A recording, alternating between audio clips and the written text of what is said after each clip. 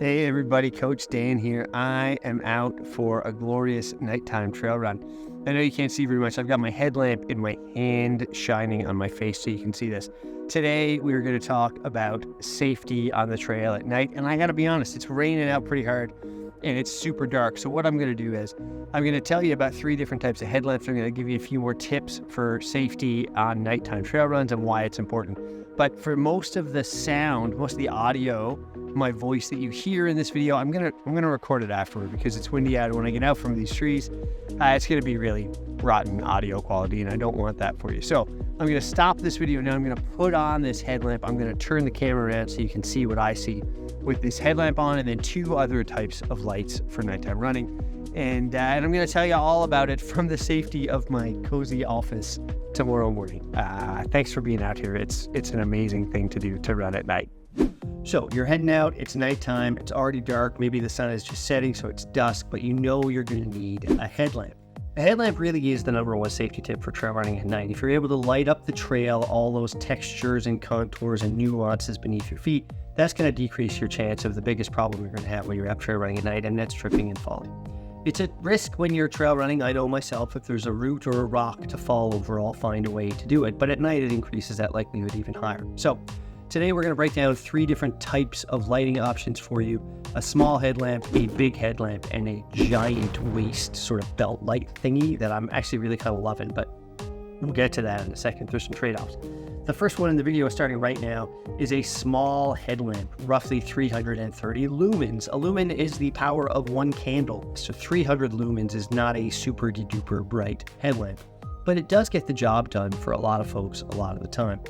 In the video, I'm using this BioLight. It's a 330 lumen headlamp. I also have this black diamond light. I don't have a strong preference. This one bounces a little bit less, and so that tends to be why I use it.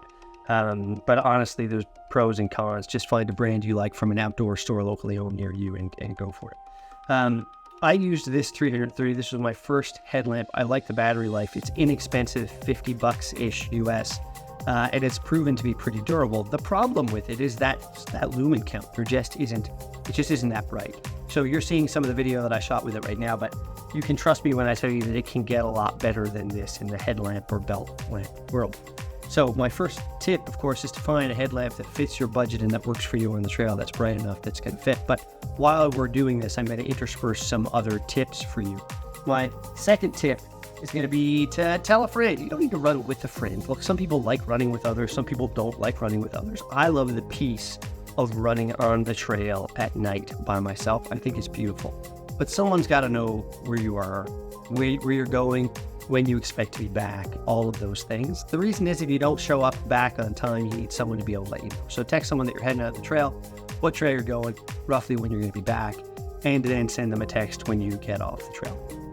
Another tip would be, I don't want it to be the first time you're running a trail to do it at night. I've done that, it's fine, it's not the worst idea in the world, but honestly, if you want to be as safe as you can possibly be, pick a trail where you know it pretty well already. The trail's different at night. Trust me, you're going to enjoy it. Even if it's a trail you use a lot, you're going to find it a lot different. Okay, here we are, headlamp number 2. This is also made by BioLight, but I don't have a strong affinity for this company. It just happens to be the one that I used. This is their 750 lumen headlamp. It's bigger, it's got a constant through battery charger, so you can hook this thing up to a battery on your belt if you're worried about how long it's going to be.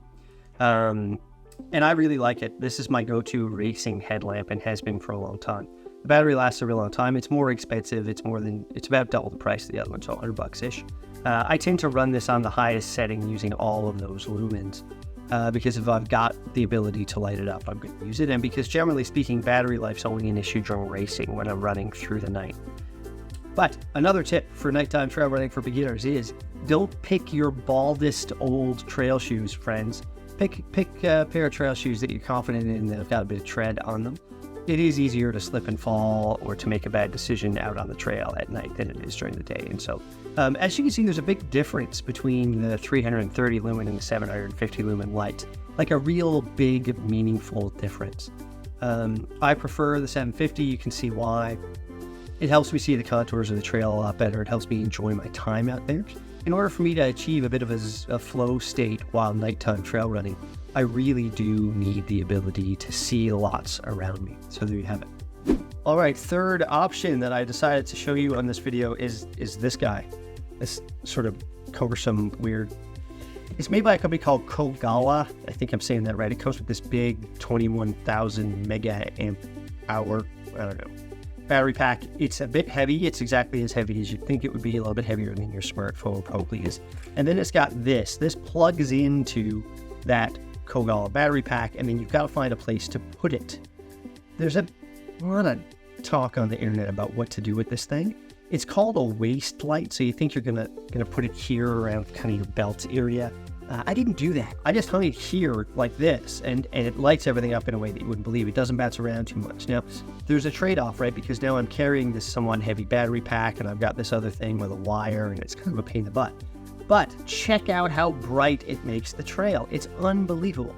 This thing tells you that it's roughly 900 lumens, and you get 9 hours out of it. I haven't used it for the full 9 hours. Your mileage may vary on that one, but I will tell you that because of the way the lights are spread out as opposed to in one focal point in your head, it really lights up the trail in a remarkable way. There have been some complaints on the internet about people running towards these, find them too bright and distracting and kind of blinding. I don't think I'd wear this in an out and back race where I had a bunch of other trail runners coming at me at any point. I feel like that might be a little inconsiderate. But certainly for solo trail runs at night or on a trail race where we're all moving in the same direction, I wouldn't hesitate. I like it a lot.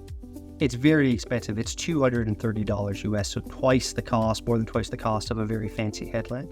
But I do think it has a role, and I'm glad that I purchased it. When I'm out by myself at night, I like having something with a lot of light, and this does the trick for me. I'm going to give you my last top tip. This one's sort of a complicated one. It's got a bunch of pieces to it, and that's bring lots of kit.